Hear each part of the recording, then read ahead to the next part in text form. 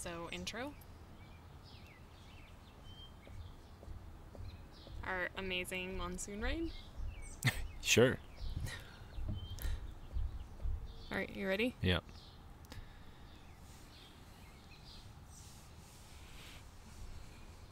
Why, hello. Hey there. So we're outside today, and we shouldn't be able to do that from what the news told us. The meteorologists told us that we were supposed to have 2 to 3 inches of rain this weekend. They didn't just use that. They said something really specific. They used a specific, what would it be? Adjective, I believe. Is it an adjective? In the way that they used it, that we were going to get Yes. monsoon rain. Monsoon-like? Yeah. That'd be an adjective, right? I think monsoon rain, Monsoon rain because you're articulating before the noun. rain. The quality of the rain will be monsoon. Yes. Monsoon-like rain or monsoon rain. Mhm. Whatever it would be. That is literally what they were saying on the news. Yep. And every this whole update, week. every update that we've seen has said, "Oh, there'll be rain overnight. Oh, there'll be rain in the morning. Oh, there'll be some more rain later today." Yeah, every time you check the weather app, it's like Nothing. 4 more hours until the rain is going to be really hitting. And it's every time you check. So Yeah. it's just pushing Liars. further and further into the future. They just need to say, "Hey, we're not going to tell you what's going to happen with the weather here in Colorado because we don't know, because it changes too much. Therefore, we don't really have any good job here. So we're just going to move to other parts of the country, and then we'll just instant we message need you, hey, some- it's 95 degrees outside and sunny." We need some meteorology, but rather than say we're going to have monsoon rain, they probably should always say we might have rain. Yes. Like We might have rain. We We might have an 85% chance of rain, so we might get some. Yeah. That's what That's that what means. they should say. Yeah, unless it's 100%. 99%, we might get rain. 100%, we'll get rain then. Yeah, because the entire, like, it's nothing but a pink Right. radar cloud Right. in 100% rain prediction time. And the frustration of this, the whole reason we're actually talking about it, is we are having, for the first time ever, our patronal feast for the Immaculate Heart of Mary. Not first time ever. First time in a long time. First time in a long time. First time that since I've been a parishioner. I can say that. We are having I this think as Journey a Days feast was day. technically because Was of it? Immaculate Heart of Mary's feast. Yeah. Okay. So maybe that's where it happened. Again, nobody ever talked about it that way. They said Journey Days. And so therefore we were like, cool, we're having a festival unrelated to anything else. Yeah. So, And I might be wrong, but I think Probably. it was on Immaculate Heart of Mary's feast. I'll have to look on my beer mug, the one that we did that one year, Yeah. because it'll have the date. Because you won. I won second place, yeah. Yeah. Which is good because I don't know what I'd do with the giant growler thing. Yeah, so in years past, this was quite the endeavor, and apparently we lost tons of money on it, which I think, depending upon what your intent and your goal is for an event, like, losing money isn't necessarily, like, equal failure, because No. you need to go into an event with an intention about Yes. what you want to accomplish, and if making money is your intention and you lost money, for sure it was a bad event.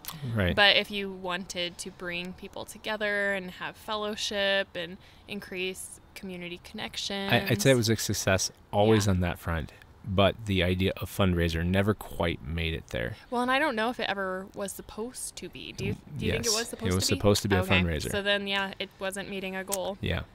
So it got halvesies. It was almost there. But this year, like you were implying, we're being very intentionally tying it to the Feast of the Immaculate Heart of Mary, which is our patronal feast. So that is the point, is we're celebrating because it's our big event. It's our big feast as a parish. We ought to Yes. celebrate this. Yeah. So we've been working on the pastoral council side to say how are we going to bring community, and that was one of the ideas that came out is, hey, well, we should be celebrating Marian feasts because we're a Marian parish. And we said, okay, well, when's the Immaculate Heart of Mary feast? Oh, here it is. Let's do it. And so the reason I'm angry about this whole thing isn't because of that stuff. It's because we're indoors today when really we could be outside. Yeah, it'd be quite nice. I Yeah. mean, it's 65 out right now. Yeah, it's a beautiful day. It's a little humid, no sun.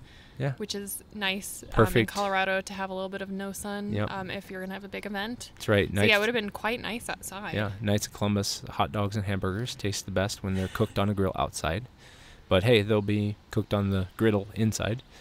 It'll work. It'll work. So, yeah. So a little bit of a bummer, but we're looking forward to that later today. Yeah. Later after our Ghost Town Mass is over.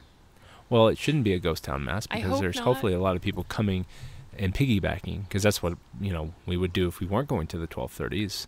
We'd probably said, hey, let's go to the 12:30 because it's right after that. Yeah, I mean, that's probably what we would have done.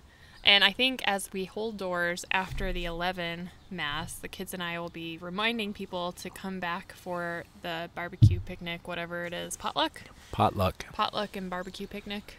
Yeah. That all rolls off the tongue. Uh-huh. Well, I'm Kit. And I'm Dale. Welcome to Catholic Hitch. We are a Catholic family seeking heaven and hoping to pick up others along the way. Small talk. So we did something rather fun a week ago. Yeah. So for Father's Day, I thought it'd be cool, and we talked with some friends also about maybe checking out the Colorado National Speedway. And this particular weekend, for Father's Day weekend, just so happened to be a monster truck rally. Intentional on their part. Oh, of course. Knowing that it's going to be dads and their kids. Yeah, yeah. So we said, why not? Let's go do that. And we went. It was probably, 4 o'clock to really 8:30. I think it was more like, it was later than that. Well, we started, we headed over there, I think it was about 4:30. Yeah, we started, Yep. And then we left about 8:30. Yeah. It wasn't quite done by that point, but we had seen the freestyle, and that's the most important part. What is the freestyle? So freestyle is when the monster trucks have their 3 minutes of fun across the entire course. And they burn 3 months worth of gas in a normal car while they do it? No, actually. They only have it's probably like a 5 or 6 gallon tank, but it's alcohol. Okay. It's not it's not just tank gas that we get. Does it emit worse? No, actually. So why doesn't everything just run on alcohol? It's really, really expensive. Oh, okay. Yeah. You know how this works. All right, I'm with you. Costs. So most performance engines are running on racing fuel, essentially, is what it's called, which is a methanol or an alcohol, you'll hear it called sometime, like an alcohol dragster. And it really is. It's just, it burns so efficiently, it produces more energy. That's the intent of it. And you have to think, so lots of torque. Right. A piston, when it pushes in to create compression on the gas vapor, and then it is ignited by the spark plug, that ignition has to happen so quickly and so radically inside of a car that's pumping 2,000 to 3,000 horsepower, that it needs something that's a little bit more oomph to it than just pump gas. Pump gas is not designed to do that. Gotcha. Yeah, like even my car, my Camaro.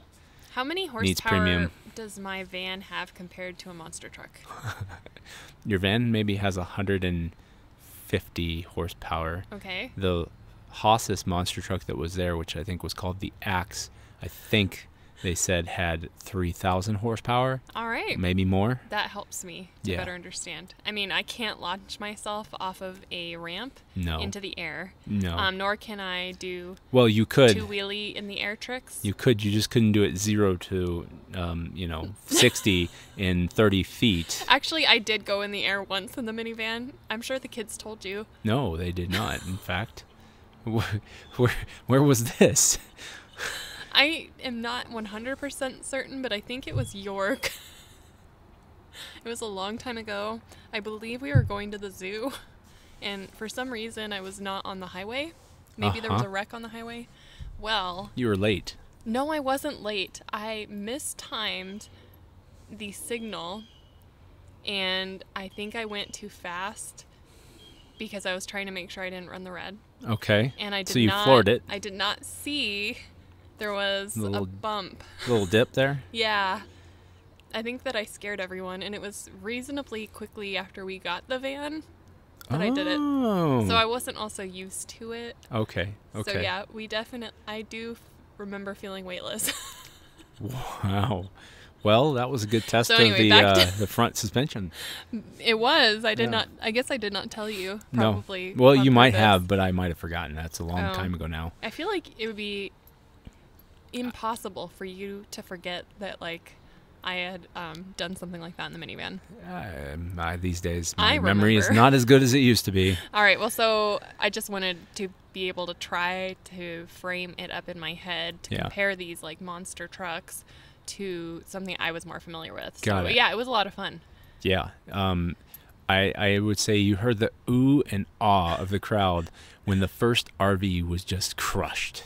It just tinder box all over the place. You saw it just smatter. That was everybody was paying attention at that moment in time. Unfortunately, I didn't get that one on film. Yeah, you took a lot of video. Yeah, I did. Oh, I mean, It'll be fun in a few years. it's to not like watch. we're gonna go do that anytime soon. So I've been transferring between one hard drive to a new hard drive for us, and I went through some photos and I was organizing a few things, and I found where I had done a recording of sprint cars when I was in Louisiana. So I was watching that. Wow. It was much lower quality. The picture was like 2 inches by 2 inches. Because it was your phone. No. Oh, that no, it was was an before phones. actual It was it was like a 1.5 video? megapixel camera. Wow. You know, it was high end at the time because it used an SD card and not a 3.5-inch floppy, or whatever they were, the 2-inch floppies, the littler floppy. I don't remember anymore. I don't either. But yeah, because before that, the year before that, that was the best technology, and then we went to one megapixel, and then 3 and 5 and 10, and I don't know what we're up to now. Me neither. Yeah, mini SD cards that micro SD cards that do 2 terabytes, 3 terabytes. Yeah, Yeah, it's insane. it is crazy. Yeah, but the whole event was a lot of fun. Yes. There was a family in front of us with their little munchkin running around, and yeah, just lots of just people being people. It was fun. I think it was very enjoyable to hear Jonathan scream in delight. Yes, he squealed quite a bit. Oh, yeah. And I think I have that moment in my memory for all of our kids. Like, when Terrence squealed like that, it was when we went to see How to Train a Dragon 2. And he just was, like, screaming in glee in, like, astonishment. Uh-huh. And he was a little younger than Jonathan. But I think this scaled up so much bigger than a movie to see monster trucks in the air. But yeah, it definitely got full, like, body, full-throated screams. Yeah, Rosie, I don't think she cared as much for the monster trucks, but she really liked the trick bikes. Yeah. So there were a bunch of folks that were on different kinds of motorcycles that were burning the tires, and they were doing wheelies and then like rotating, flipping around, standing on them without touching the handlebars, and all kinds of stuff like that. Just having a good time. Yeah, they just came out like a little mini show. Yeah. Like in a 3-ring circus. It was. When they're getting ready to set up for like the main event, they throw out all the clowns to like entertain the crowd for a little bit. Yeah, the only thing that was missing from this event was the 7-string guitar band that would just be there going dun dun dun dun dun dun dun dun dun dun dun dun. You don't remember that? Okay. Is that from Idiocracy? Yes, I do remember that. Yes. I would say this The was biggest monster trucks ever.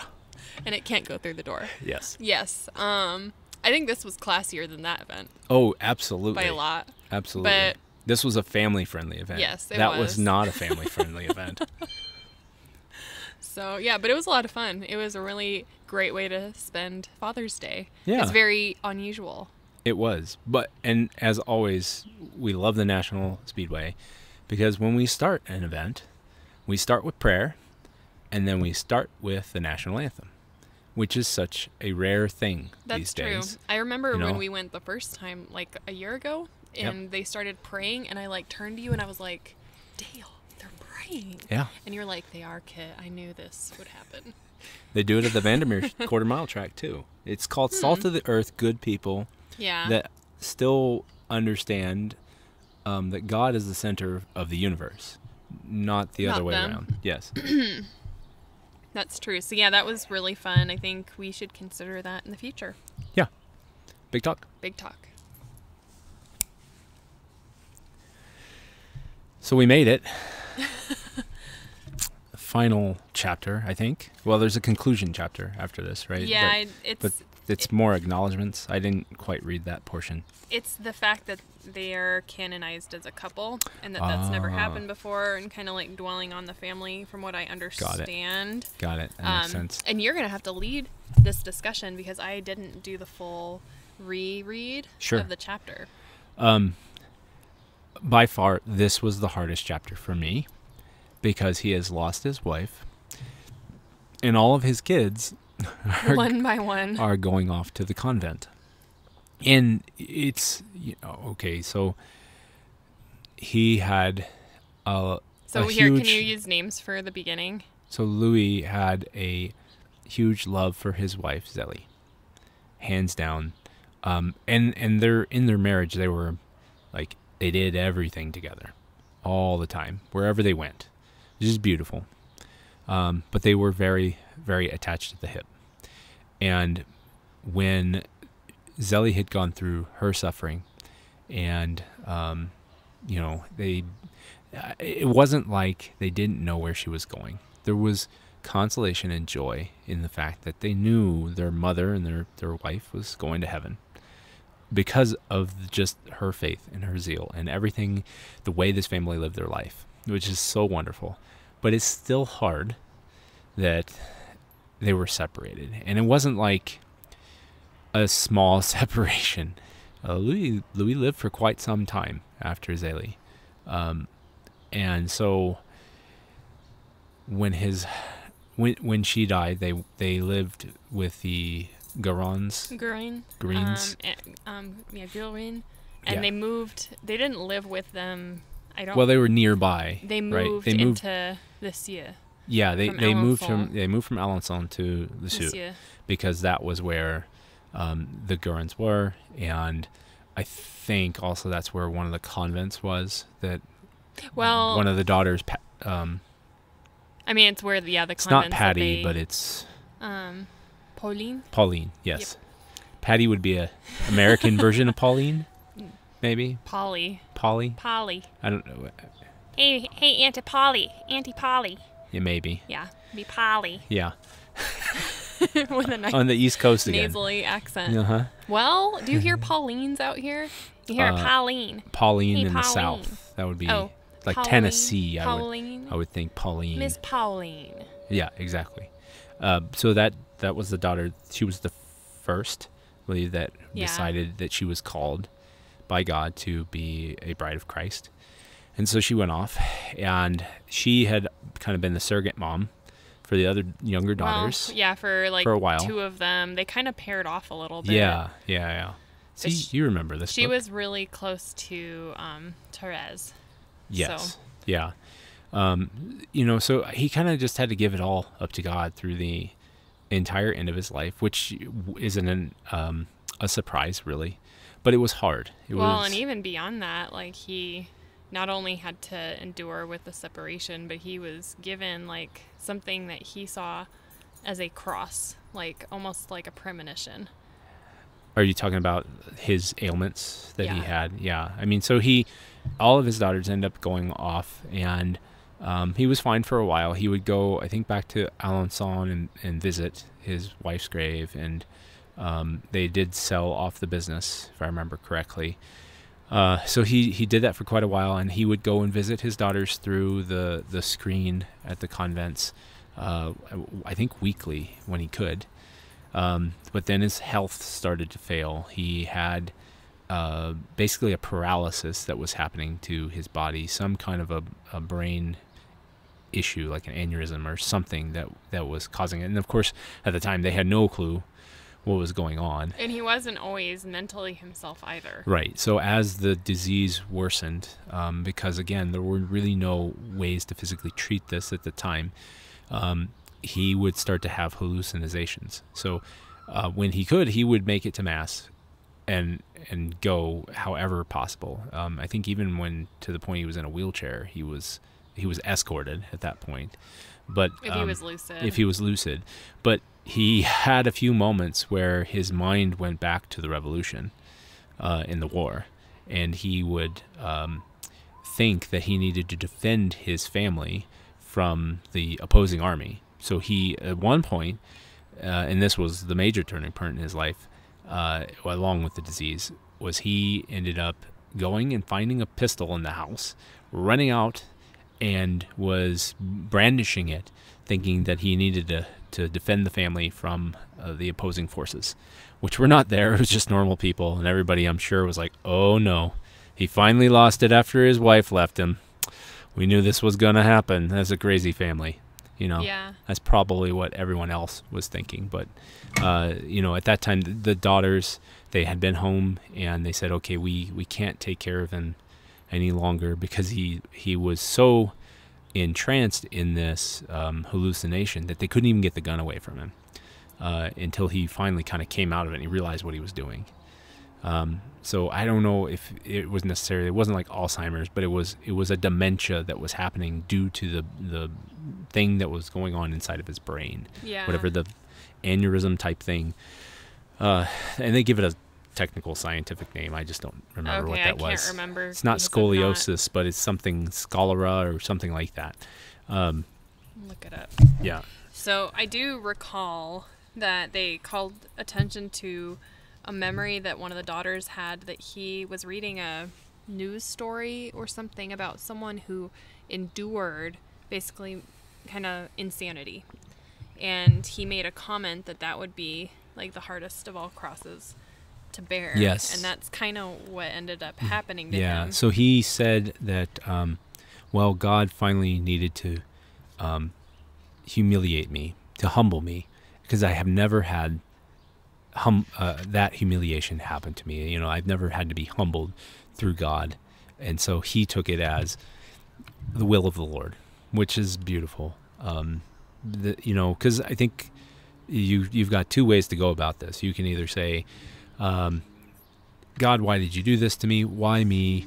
I can't believe you did this. Or you can do what he did, and it was to look at Job and see, blessed be the name of the Lord. The Lord giveth and the Lord taketh away, which is so amazing.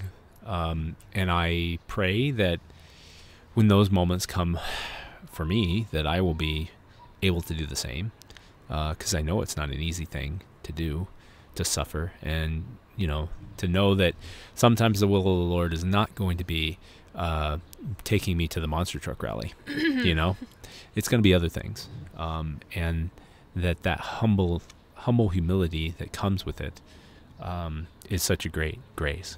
So through the rest of his life, he was in, I guess you would call it an insane asylum. It was kind of not like an insane asylum. It was like an insane asylum light. An asylum, like yeah, the an idea asylum. of Yes, an asylum, and it was run by religious. Yes, and he was taken care of by religious. Yes, so they said at the time, this was before like the crazy pseudoscience of psychology and psychiatry had started to try to be unpacked and unfolded. So there wasn't like the mad scientists doing electroshock therapies and trying different drugs in order to cure these people. They probably their restrained problems. people, I would guess. They did. Fed them and yes. bathed them. Yeah, it was basically, it was a Catholic service that was being done to help these people throughout their days, to take care of them. But they didn't necessarily treat them for those ailments. And one of the beautiful things that Louis got to do while he was there is he was able to use this as a moment to evangelize to these folks, because some of them were still lucid enough, but they maybe they didn't know Christ in that way. So he was able to be that example and to witness to his life and to talk to them and converse about Christ. And the folks that were taking care of him and the others, they encouraged this. They're like, yes, please, Louis, go talk to so-and-so. They really need your help today. And it gave him purpose in life, and then it also gave those others, something to look forward to. So I had to go to Wikipedia to try to figure out what specifically he suffered from. It's something called Cerebral Arteriosclerosis. So I had part of it. Yes. So arteriosclerosis is the thickening, hardening, and loss of elasticity in the walls of the arteries. It restricts blood flow, therefore, to one's organs and tissues. So actually, it kind of seems like heart disease, but maybe... But it affected him and his brain. Yeah, maybe he wasn't getting enough blood in his brain. Yeah. Not being medical professionals here, I don't want to try to go any further, but he ended up, like losing his mind. Yeah. And having moments of lucidity where he could enjoy the sacraments. Yes. And he always went straight for the sacraments, but he otherwise didn't always have awareness of who he, like his own identity. He got lost. Yeah. And at the end of his life, it was like the last 3-4 days, they knew it was coming. And the daughters were able to take him out of the asylum, take him home with them, and be able to care for him. And, at every moment of lucidity, he was always giving it up to the Lord, which is so amazing, so beautiful. Yeah. So it was a really hard chapter. And it was interesting at the very beginning because I did start rereading this. So it was talking about like right after Zélie's death, and they went to Lisieux, and that the family dynamic changed quite a lot. That in Alençon, they had this kind of community, and of course they had the business, and they were employing people, and they selected, people for their employ, through the business or even in their home, like strategically and thoughtfully and carefully in order to build this community around themselves. But when they went to Lisieux, you kind of assume that they made enough profit off the sale of the business to set up some kind of an annuity fund that would take care of the family, so that it doesn't sound like Louis had to work, which is nice. And so rather than, diving into the community of Lisieux, they kind of became more monastic as a family. Mm-hmm. So they didn't have a lot of community connections aside from the Gurin family. That was their really close it. family. That was all they had. And of course, I'm sure they knew the priest very well of the church in Lisieux, and they knew the people at the convent, of course. Right. But they were more private there. Yeah. And it's very guy-like, too. So you lost your wife. You have a bunch of kids to take care of. Guys are not good at, taking care of themselves socially. No. And so it makes me smile how natural it is, everything that happened in Lisieux. But because the family was so centered on God, their life became monastic in a really healthy way, rather than you can get trapped inside yourself and you can retreat from the world in a not healthy way. Yeah. Where you fall more into yourself instead of into God. Yeah. I remember, now that you mentioned that, so one of the beautiful things that happened while they were in Lisieux, the priest had mentioned, hey, we're trying to do a fundraiser because we need to get a new high altar. And we need to raise 10,000 francs. And, of course, it's their version of the capital campaign back in the day. And they're needing to raise money to beautify their church. And here comes Louis saying, I've got 10,000 francs. Here you go, because that was the normal dowry for a daughter. So he had that money saved up in case his daughters ever were to go into the vocation of marriage. And so he gives it to the priest, and the priest is like, I can't take this. This is too much. He's like, no, you give it as a dowry to God, because he had me save it up, and I want to give it to you because my daughters don't need it. They're in the convent, Oh, makes me want to go to Lisieux and see if that Raredos is still I'm sure there, it is. the one paid for by the dowries of the Martin girls. I'm sure it is. I would be shocked if it wasn't. That would be a place of pilgrimage, for I mean, sure. most high altars that you see in Europe are, 100+ years old. So beautification doesn't happen all too often anymore. I mean, but in Europe, they're losing their faith. They're losing the value that they have. It's so what we envy here.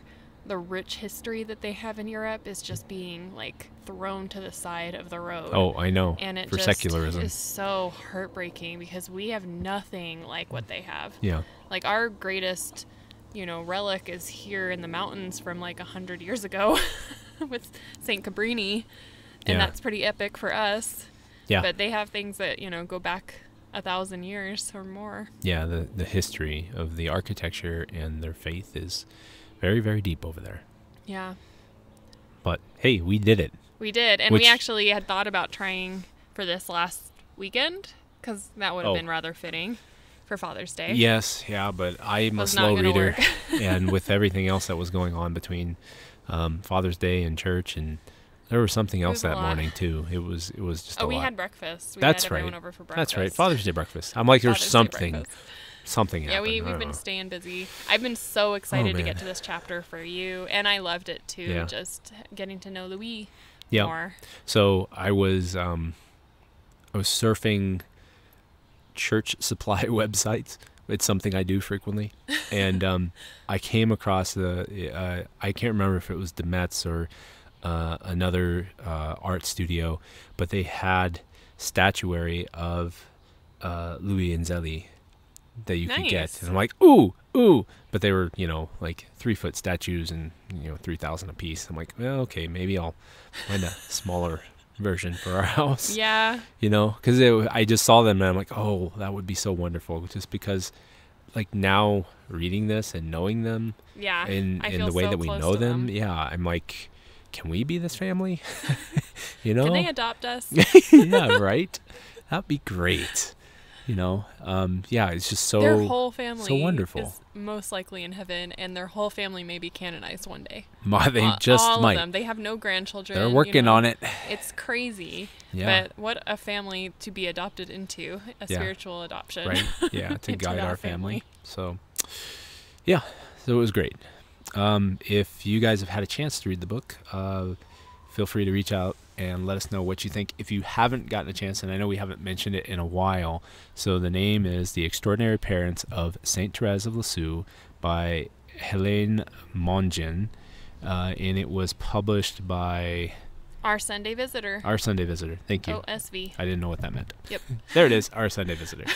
So you can get a copy. It's less than $20. So I'm sure it's probably on Audible or some other thing these days. Everything seems to be getting there. Yeah, and it's really, for those of us that are married and kind of in the thick of family life, and you hear a lot about saints, like, frankly, well, she's not a saint yet, but like Julia Greeley. Like, Yes. she's a great example where, I love her, but like, as I learn about her, I'm like, I just, there's nothing that I can do to even come close to like her holiness. Well, But her she path was was on a- totally different yes. than your path. It's a different journey, and we're all on unique journeys, and obviously we can't replicate the sanctity of someone entirely. We have to have our own sanctity. Right. But it's awfully nice to like hear about a working mom who raised, daughters who made it to heaven. And it's really nice to hear about a father who who raised 5 daughters